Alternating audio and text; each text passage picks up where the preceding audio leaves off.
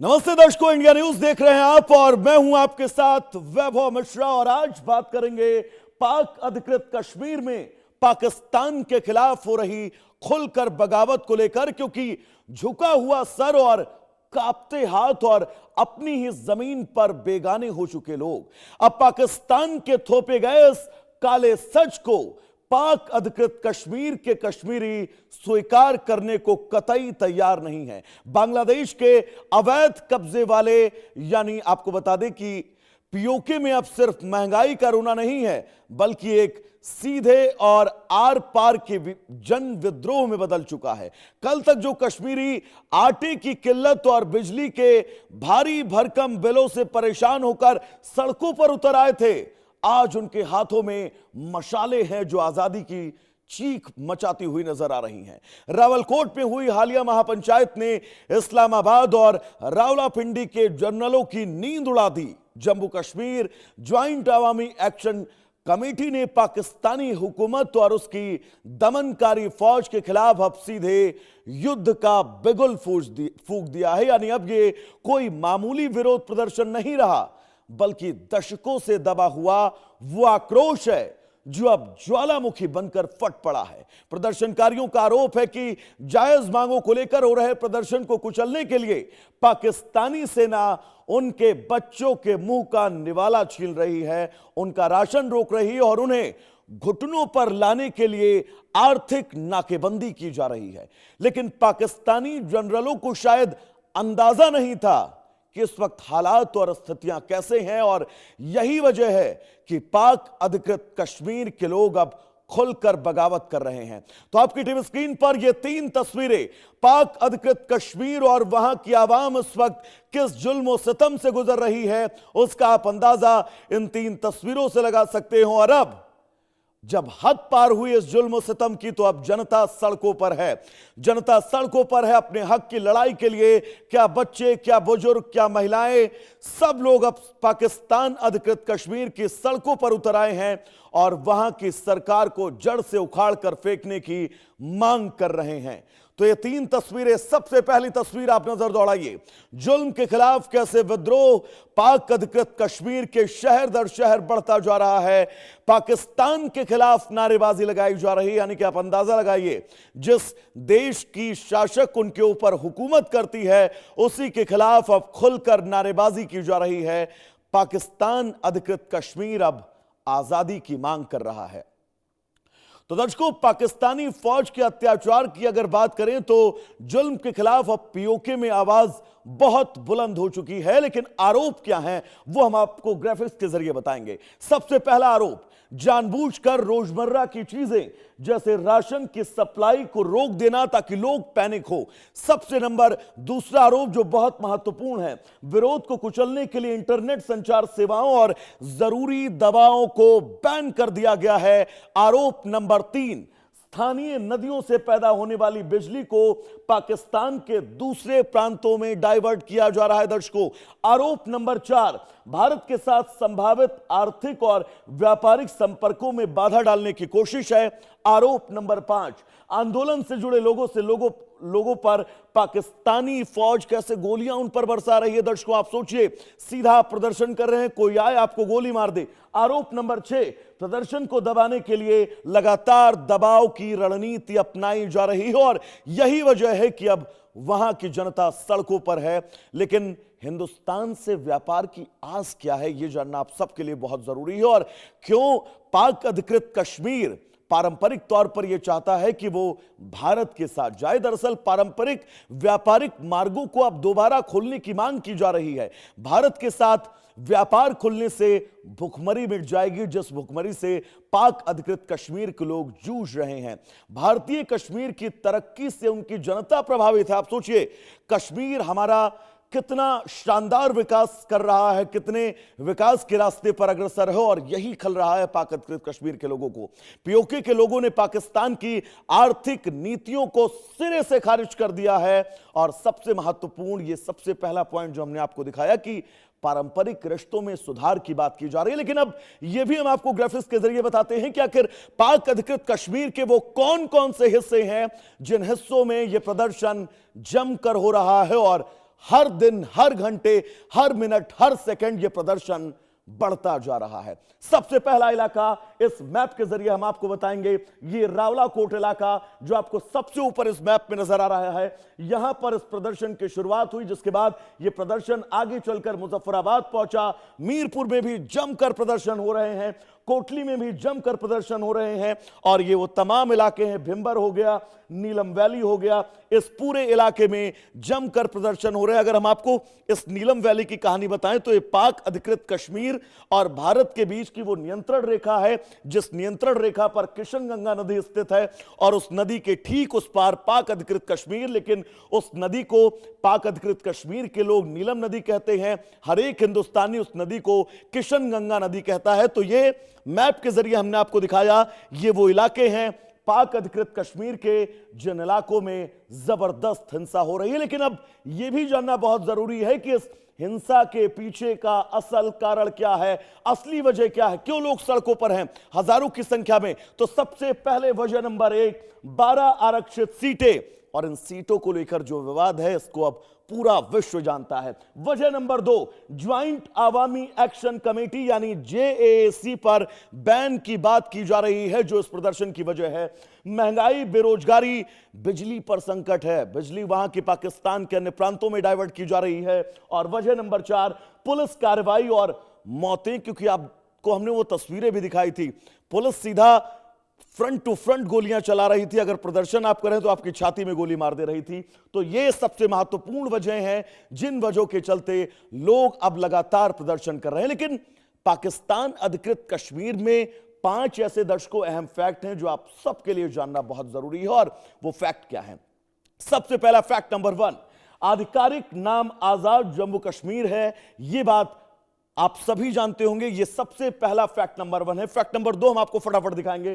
Fact number 2 है, यहां अपना राष्ट्रपति और प्रधानमंत्री होता है, क्योंकि यहां पाकिस्तान का कब्जा तो जरूर है, लेकिन यहां का प्रधानमंत्री और राष्ट्रपति अपना होता है, यहां की स्थानीय जनता चुनती है, लेकिन लगाम पाकिस्तान के हाथ में रहती है। फैक्ट नंबर 3, इसका झंडा पाकिस्तान से अलग है। दर्शकों, पाकिस्तान से बिल्कुल अलग पाक अधिकृत कश्मीर का झंडा है। यह जो आपको नजर आ रहा है, यह पाकिस्तान का झंडा है, लेकिन पाक अधिकृत कश्मीर की जो झंडे की संरचना है वो बिल्कुल अलग है। फैक्ट नंबर 4, इसकी राजधानी मुजफ्फराबाद है, पीओके की राजधानी मुजफ्फराबाद है। फैक्ट नंबर 5, रक्षा विदेश नीति पाक सरकार के नियंत्रण में है, और अमूमन होता भी ऐसे है, जब कोई मुल्क किसी भी पार्ट पर किसी देश की कब्जा करता है तो उसके सैन्य और विदेशी ताकतों को अपने हाथ में ले लेता है, जो यहां पर हुआ।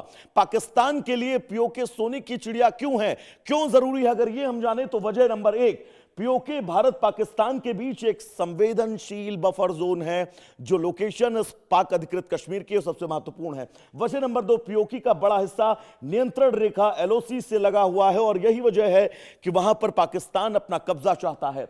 वजह नंबर 3 है, आपको बता दें, ये पीओके के उत्तरी हिस्से यानी कि गिलगिट बाल्टिस्तान पर भी कब्जा चाहता है पाकिस्तान, जहां पर लगातार वो अपना कब्जा जमा कर बैठा है। वजह नंबर 4, सीपीईसी पाकिस्तान के हम आर्थिक परियोजनाओं में से एक है। सीपीईसी के नाम पर पाकिस्तान ने चीन से अरबों का कर्ज ले रखा है, और वो जानता है इसका महत्व क्या है। वजह नंबर 6, सिंधु नदी प्रणाली की कई महत्वपूर्ण नदियां इसी इलाके से होकर गुजरती हैं। वजह नंबर 7 की अगर बात करें तो पाकिस्तान कश्मीर को अपनी विदेश नीति का प्रमुख मुद्दा बनाता रहा है और लोगों से कर्ज लेता रहा है। वजह नंबर 8, पाक अधिकृत कश्मीर पर कश्मीर मुद्दे को जिंदा रखने का यह आधार देता है, और यह सबसे महत्वपूर्ण वजह है जो आप सभी जानते होंगे। वजह नंबर 9 है, दक्षिण एशिया, मध्य एशिया, चीन के बीच एक जरूरी भौगोलिक कड़ी है पाक अधिकृत कश्मीर, जिसकी वजह से पाकिस्तान इस कब्जे वाले इलाके पर अपना कब्जा जमाए रखना चाहता है। लेकिन अब वहां की आवाम यह तय कर चुकी है कि बस अब और नहीं, और दिनकर जी की वो पंक्तियां याद करिए कि सिंहासन खाली करो, अब जनता आ रही है। तो पाकिस्तान अधिकृत कश्मीर की जनता आज सड़कों पर है। एक बड़ा मेहमानों का पैनल हमारे साथ जुड़ा हुआ है। हमारे साथ मेजर जनरल रिटायर्ड अनुज माथुर जी जुड़े हुए हैं, हमारे साथ सफोला फारूक जी जुड़े हुए हैं। बहुत स्वागत है आपका सर इंडिया न्यूज पर। और हमारे साथ लगातार जो है वो मेहमान जो है वो जुड़े हुए हैं, उनसे हम सवाल पूछेंगे। लेकिन सबसे पहले माथुर साहब आप ही से मैं शुरू करना चाहूंगा। पाक अधिकृत कश्मीर में सर अब चीजें पटरी से बहुत ऊपर नीचे निकल चुकी हैं। यह तय है आने वाले वक्त में वहां पर जन विद्रोह कभी भी जैसे हमारे पड़ोसी दो देशों में हुआ, वो तस्वीरें पाक अधिकृत कश्मीर के सामने आ सकती हैं? माथुर साहब। जय हिंद वैभव। देखिए, मैं आपको एक दो चीजें बताना चाहता हूँ। सबसे पहले, जो पाकिस्तान अधिकृत कश्मीर यानी कि पीओजेके में हो रहा है, वो कोई ऐसी अचानक पैदा हुई हुई सिचुएशन नहीं है। ये वर्षों से चले आ रहे राजनीतिक दमन, आर्थिक शोषण, लोकतांत्रिक अधिकारों का हनन और पाकिस्तानी सेना के हस्तक्षेप और उनके उनके द्वारा किए जा रही जातियां। उसके अलावा वहां पर एक बहुत बड़ी संख्या में उन्होंने पीओजेके में आतंकवादी टेरर कैंप्स बना रखे हैं। वो टेरर कैंप्स बनाने की वजह से वो उनके वो एक एक टारगेट हुआ करते हैं। उससे उनको परेशानी हो रही है, उनके उनके न केवल वहां पर और बल्कि दूसरे एक्शन के साथ भी जो परेशानी होती है। आज की परिस्थिति ये है कि पाकिस्तान ऑक्युपाइड जम्मू कश्मीर के लोग साफ कह रहे हैं कि उनको पाकिस्तान की नीतियां स्वीकार नहीं है। ये केवल महंगाई या सब्सिडी, अगर ये समझ रहे हैं हम लोग कि सिर्फ महंगाई के खिलाफ है या सब्सिडी के खिलाफ है, ये अपनी पहचान, अधिकार और आत्मसम्मान का मुद्दा है। और मुझे लगता है कि ये बहुत इंपॉर्टेंट इशू है और ये समझने की आवश्यकता है। आप ये जो मानसिकता है, पंजाबी डोमिनेशन की जो मानसिकता पाकिस्तान में नजर आती है, न केवल पीओके में बल्कि पूरे पूरे जो बाकी पाकिस्तान के हिस्से हैं वहां पर भी, उसको समझते हैं यहाँ के लोग। और उनको लगता है कि उनके ऊपर लगातार उनके संसाधनों का दोहन हो रहा है और उनकी अधिकारों का हनन हो रहा है। इस वजह से ये लोग निकल करके बाहर आए हैं। ये जो ट्रिगर हो सकता है कि जो सब्सिडी और महंगाई और तेल का किल्लत हो, वो ट्रिगर हो सकती है। एक मिनट और ट्रिगर हो सकती है। और उसके बाद ये सालों से कह रहे हैं कि हमारे संसाधनों पर इनका इनका इनका दोहन हो रहा है। अब मैं आपको एक दो बातें और बताता हूं। देखिए क्या होता है कि आपने बताया कि वो पीओजेके पाकिस्तान के लिए क्यों इंपॉर्टेंट है। एक बहुत इंपॉर्टेंट वजह यह है कि पीओजेके के थ्रू ही पाकिस्तान चीन से कनेक्टेड है। अगर पीओजेके नहीं होगा तो पाकिस्तान का और चीन का कनेक्शन नहीं रहेगा। आप ये देखें जिस प्रकार के सीपीईसी वो चला रहे हैं, बना रहे हैं, वो तमाम चीजें कहीं ना कहीं बट्टे खाते में चली जाएंगी। पहली बात। दूसरी बात, ये आवाज कहां से आ रही है प्लीज? हाँ, और सफोला साहब, दूसरी आपके बात यह है कि आसपास से बहुत ज्यादा एम्बियंस आ रहा है। प्लीज थोड़ा सा आप ऐसी जगह पर आ जाइए जहां से एम्बियंस ना आया। हाँ, बोलिएगा आप। Okay sir. मतलब साहब आप बोलिएगा।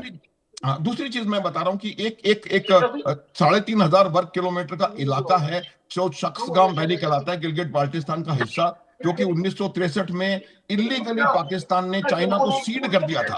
वो आप मुझे बताएं कि कोई देश दूसरे देश को अपना हिस्सा कैसे सीड कर सकता है? उसकी वजह यह है कि वो जानते हैं पीओजेके भी उनका नहीं है, गिलगिट बाल्टिस्तान भी उनका नहीं है, इसलिए उन्होंने वो 3,500 स्क्वायर किलोमीटर इलीगली सीडेड हिस्सा है जो कि वहां दे दिया है। तो ये तमाम चीजें पाकिस्तान के लिए क्रिटिकल हैं और इस वजह से वो पूरी तरह से इसको डोमिनेट करके रखना चाहते हैं, इस पूरे इलाके को। यहाँ की डेमोग्राफिक के ऊपर हमला हो रहा है। आप देखिए क्या डेमोग्राफी गिलगिट बाल्टिस्तान में 1947 में क्या थी और आज क्या है। मुझे कहने की जरूरत नहीं है, ये पूरी दुनिया में ओपन डोमेन में ये चीजें खबर पूरे में फैली, सबको पता है क्या है। आपके पास हैदर हयात के पास हम चलना चाहेंगे, जो पाकिस्तान के पत्रकार हैं।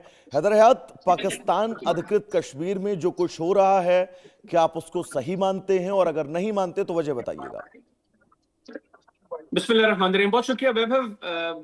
मैं दो तीन चीजों पे कमेंट करूंगा। पहली बात तो ये कि आपने अपने इंट्रो के अंदर बहुत सी चीजें बताई कि आजाद कश्मीर में बुनियादी तौर पर मसाइल क्या हैं। एक तो आपने अपने इंट्रो के अंदर अच्छी चीज ये बताई कि आपने उसको आजाद कश्मीर बताया। दूसरा आपने कहा जी कि वहां पर लोग निकले हैं, 12 सीट्स का मसला है, 12 सीटों का मसला है, जो महाजरों की बुनियादी तौर पर नशिस्तें हैं 12। मैंने मल्टीपल टाइम से पहले भी बात की है, मैं अब फिर कहता हूँ कि कोई भी मुहिब्बे वतन कश्मीरी जो है वो ये नहीं चाहेगा कि ये 12 नशिस्तें जो वो उन मुहाजिरों के लिए मुख्तस की गई हैं जो इंडियन ऑक्यूपाइड कश्मीर में इंडियन फोर्सेस की एट्रॉसिटीज बर्दाश्त करते रहे हैं, उनकी नुमाइंदगी जो है उनको उस हक से महरूम नहीं करना चाहिए। दूसरा आपने कहा जी कि वहां पर जो है वो ज्वाइंट अवामी एक्शन कमेटी के ऊपर जो पाबंदी लगाई गई है, एक ये वजह है कि लोग सड़कों पर निकलें। देखें, कोई भी शख्स या कोई भी ऐसी ऑर्गेनाइजेशन, कोई भी ऐसी एसोसिएशन, कोई भी ऐसी कमेटी जो रियासत के खिलाफ होगी, जो रियासत के खिलाफ बात करेगी, जो दुश्मन के एजेंडे पर काम करेगी, उसके ऊपर बिल्कुल पाबंदी लगाई जाएगी। इसमें तो कोई दो राय होनी नहीं चाहिए। मुझे बात में कमी करनी। तीसरा आपने पॉइंट उठाया वहां पर वहां पाक अधिकृत कश्मीर की जनता के लिए आपने क्या किया? वैभव, आपने तीसरा पॉइंट उठाया कि वहां पर इन्फ्लेशन है, वहां पे जो एनर्जी प्रोड्यूस होती है वो पाकिस्तान के दीगर सूबों को दी जाती है। पहली बात तो ये, मैं आपके इन्फ्लेशन का पॉइंट क्लियर करूं, मैं कंपैरिजन किसी और के साथ नहीं करता, मैं आजाद कश्मीर का comparison illegally Indian occupied Kashmir के साथ करता हूं। श्रीनगर का जो शहरी है उसको इंडियन गवर्नमेंट बिजली देती है $0.027 पर यूनिट के हिसाब से। आजाद कश्मीर के शहरी को $0.01 पर यूनिट के हिसाब से बिजली मिलती है, श्रीनगर के शहरी से आधे से भी कम कीमत पर। अच्छा, फिर श्रीनगर में 40 केजी का जो आटा है, आटे का बैग है 40 केजी का, उसकी कीमत है 19.73 USD। श्रीनगर मैं चाहूंगा एक बार आप जम्मू कश्मीर जरूर आइए, और जम्मू कश्मीर पाक अधिकृत कश्मीर भी भारत का अभिन्न अंग है। मैं दोबारा टेलीविजन स्क्रीन पर दोहरा रहा हूं, और जम्मू कश्मीर एक बार आप जरूर आइए। कश्मीर का मैं चाहूंगा आप विकास देखिए कि जम्मू कश्मीर के अंदर जो विकास हुआ है वो कितना शानदार है, और पाक अधिकृत कश्मीर के अंदर क्या है ये भी मैंने देखा है, क्योंकि 40 केजी का मुजफ्फराबाद के शहरी को $7 का मिलता है। ये है दो एनर्जी की बात है कि जो बिजली वहां पर बनती है। अब मंगला की बात कर लें, तकरीबन 1150 मेगावाट जो है वो मंगला की प्रोडक्शन कैपेसिटी है। अब उसके अंदर मजीद जो काम हो रहा है को 1300 मेगावाट से उसकी प्रोडक्शन कैपेसिटी बढ़ जाएगी, लेकिन एज ऑफ नाउ तकरीबन 1150 मेगावाट है। अब आजाद कश्मीर की पूरी रिक्वायरमेंट 400 मेगावाट है। अब बाकी की जो 750 मेगावाट है वो कहां पर देनी है, वो आपको पाकिस्तान के दीगर शहरों में ही देनी पड़ेगी, वहां पर दी जा रही है। और शानदार वहां पर दी जा रही है आजाद कश्मीर के शहरियों को, मैंने वो भी बताया। आखिर में बिल्कुल हैदर हयात, बहुत शानदार। और वहां की जनता जो सड़कों पर उतरी है, गोलियां सीने पर खा रही है, वहां की सरकार के खिलाफ नारेबाजी कर रही है, वहां की सत्ता को जड़ से उखाड़ फेंकने के लिए तैयार है, उसको आप 24 घंटे बिजली दे रहे हैं। ये सामने कैसे आ रही है, मैं आखिरी 30 सेकंड उसको आप सब 24 घंटे बिजली दे रहे हैं। और आपने कश्मीर का जिक्र किया, मैं चाहूंगा एक बार आप कश्मीर जरूर आए और देखिए कश्मीर में क्या बदला है पहले से लेकर अब तक। और मैं सर कई महीनों कश्मीर रहा हूं और पूरे वादे के साथ कह सकता हूं आप जरूर कश्मीर जाइएगा एक बार। कश्मीर जाइए, पाक अधिकृत कश्मीर में रावलाकोट जाइए, और उसके बाद आप कंपेरिजन करिएगा। तस्वीर वहां पर है। मुझे सिर्फ आखिरी 30 सेकंड्स दीजिएगा, मैं आखिरी 30 सेकंड्स, उसके बाद आपने सैफुल्लाह साहब के पास जाना है, उनके पास चले जाएं। देखिए, जो कल मनाजिर मैंने G7 समिट में देखे, जिस तरीके से डोनाल्ड ट्रंप ने इग्नोर किया मोदी को, लोग कहते हैं कि इस तरह अपनी टेंशन्स को लोग इग्नोर करते हैं, जैसे डोनाल्ड ट्रंप ने मोदी को इग्नोर किया। और उसके बाद डोनाल्ड आपके नवाज शरीफ साहब, आसिफ मुनीर साहब कहां इग्नोर होते हैं, कितने घंटे इंतजार करते हैं अपना ईयरफोन ठीक करने में, उनको 10 मिनट लग जाते हैं। सर क्या बात कर रहे हैं आप कि आपने हमारे 3 वैश्विक मंच पर भारत की जो सशक्त स्थिति है, वैश्विक मंच पर, सर एक बार फिर से टटोलिएगा। पीओके एक्टिविस्ट हमारे साथ जुड़े हुए हैं, सैफुल्लाह साहब कितना सहमत है सैफुल्लाह आप हैदर हयात की बात से?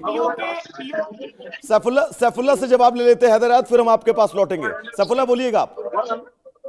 बिस्मिल्लाहिर्रहमानिर्रहीम। जय हिंद, जय भारत। जय हिंद, बोलिएगा। देखिए, मैं हैदर हयात खान साहब से एक बात कहना चाहूंगा कि वो एक दफा हमारे वाले कश्मीर में आए और उनको स्पॉन्सर मैं, वही तो न्योता तो मैं दे रहा हूं, स्पॉन्सर आप कर दीजिएगा। और एक बार हैदर हयात कश्मीर आकर घूम कर देखिए तो। हाँ, मैं स्पॉन्सर करूंगा। हाँ जी, मैं इनवाइट कर रहा हूँ, एक बार आइए कश्मीर घूम कर जाइए, फिर वाकई आप कहेंगे कि एक दफा जो कश्मीर पहले था उस कश्मीर से, और आम कश्मीरियों को बहुत गुमराह करने की कोशिश मत करिए। आम कश्मीरी अब आप इन जैसी बातों में नहीं आने वाला है। आम कश्मीरियों से मैंने बात की, हमारा कश्मीर है, अल्हम्दुलिल्लाह, हमारा जब दिल करेगा इंशाल्लाह वहां पर आएंगे, डंके की चोट पर आएंगे। तो आप लोगों ने, मैं चाहूंगा विकास देखने आइए, फिर जाकर अपने आसिम मुनीर और अपनी पाकिस्तान की सरकार को बताइएगा कि पाक अधिकृत कश्मीर में आपने क्या किया। 24 घंटे आप बिजली नहीं दे पाए, वहां की जनता की छाती पर आप गोली मार रहे हैं। लेकिन आप जाकर बताइएगा उनको, आसिम मुनीर को और अपने प्रधानमंत्री को, कि किस तरह से विकास होता है कश्मीर का। इन आप कश्मीर के रोड मैप पे आप जाइए और उसके बाद क्या मैं अपनी बात रख सकता हूँ? हाँ बोलिए। क्या मैं अपनी बात रख सकता हूँ? सैफुल्लाह बोलिए। देखिए सर, मैं बड़े मुअज़्ज़ज़ाना अंदाज से कहता हूँ हैदर साहब से कि वो हमारे कश्मीर आए और कश्मीर में उनको स्पॉन्सर मैं करूंगा, उनके रहने का, उनके का सारा इंतजाम मैं करूंगा, और उनको मैं पूरे अपने कश्मीर के जितने भी हमारे डिस्ट्रिक्ट्स हैं सब डिस्ट्रिक्ट्स के अंदर घुमाऊंगा और उनको दिखाऊंगा कि हमने कश्मीर को किस कदर डेवलप किया है, किस कदर हम कश्मीर के ऊपर काम कर रहे हैं। हमारा अवाम जो है वो किस कदर खुशहाल है। हमारे बच्चे आज MBBS और LLB की डिग्रियां करे बैठे हैं, और बिजली और पानी ये तो हमारे लिए कोई मसला ही नहीं है। मैं तो ये कहना चाहता हूं हैदर साहब से, हैदर और जिस तरह से सैफुल्लाह कश्मीर में विकास हो रहा है, मैं ग्राउंड रियलिटी की बात कर रहा हूं। हैदर हयात, अगर आप देखेंगे तो आपकी आंखें चौंक जाएंगी, आपकी आंखें फटी रह जाएंगी कि कश्मीर है ये वो कश्मीर है जिस कश्मीर को आप जैसे तमाम लोगों ने सालों तक गुमराह करके रखा, वो कश्मीर आज किस विकास के पथ पर अग्रसर है। और रही बात पाक अधिकृत कश्मीर की, तो जो केरन सेक्टर है वहां पर भी मैं गया हूं, पाक अधिकृत कश्मीर को अपनी आंख के सामने से देखा है कि वहां पर कितना डेवलपमेंट, कितना विकास है। तो बहुत विस्तृत चीजों में मत जाइए सर। वैभव, केरन में ना मैं अभी विजिट करके आया हूं, इतना सा चंक है नीलम रोड का, उस तरह की डेवलपमेंट आपके पूरे कश्मीर में इस वक्त इलीगल इंडियन ऑक्यूपाइड कश्मीर में नहीं है। इतना सा चंक देख के आप इंडियन ऑक्युपाइड कश्मीर, इस शब्दावली को आप बदल लीजिए। इंडियन ऑक्युपाइड कश्मीर पे अगर आप जाएंगे तो हम बहुत पुराने इतिहास में चले जाएंगे। और बड़े इंडियन ऑक्युपाइड कश्मीर उसके नाम को लेकर के छेड़छाड़ मत कीजिएगा। उसके नाम को लेकर कश्मीर भी हमारा है, मेरा जब दिल करेगा इंशाल्लाह मैं वहां पर आऊंगा। हैदर माथुर साहब कुछ कहना चाह रहे, माथुर साहब बोलिएगा, क्या जवाब देंगे इनको? हैदर हयात साहब को बोलने दो, वो बिल्कुल अपना पॉइंट नहीं रख पाए। मैं आपको एक दो चीज बिल्कुल क्लैरिफाई कर देता हूं। ये जो व्यक्ति आया हुआ है पाकिस्तान से, इसको समझ में आना चाहिए लीगली कश्मीर भारत का हिस्सा है। ये जो इंस्ट्रूमेंट ऑफ एक्सेशन है, 1 मिनट, हैदर हयात को इतिहास से मतलब नहीं है सर, वो बस आ जाते हैं भारत नेशनल टेलीविजन पर। एक्सेशन, इंस्ट्रूमेंट ऑफ एक्सेशन है, वो बिल्कुल क्लियर, लाउड एंड क्लियर है। लीगली टेक्निकली जम्मू कश्मीर भारत का हिस्सा है, कोई शक नहीं होना चाहिए। जो ऑक्यूपाई हुआ है वो पाकिस्तान की आर्मी 1947 में छद्मवेश में आकर के उसने भारत के ऊपर हमला करके उस कश्मीर को उठाया है यहाँ से। और जैसे कबालियों के वेश में आप लोग घुसे थे, पाक अधिकृत कश्मीर पर आपने कब्जा किया था, उसके बाद उसको पाक अधिकृत कश्मीर कहा जा रहा है। सर मैं कश्मीर का रहने वाला हूं, कि वो भारत का भी हिस्सा था, है और रहेगा। फिलहाल समय इस वक्त इजाजत नहीं दे रहा आगे और बात करने की। आप सभी का बहुत बहुत शुक्रिया। हैदर हयात साहब आपका शुक्रिया, अनुज माथुर जी आपका बहुत बहुत शुक्रिया, और सैफुल्लाह आपका भी बहुत धन्यवाद।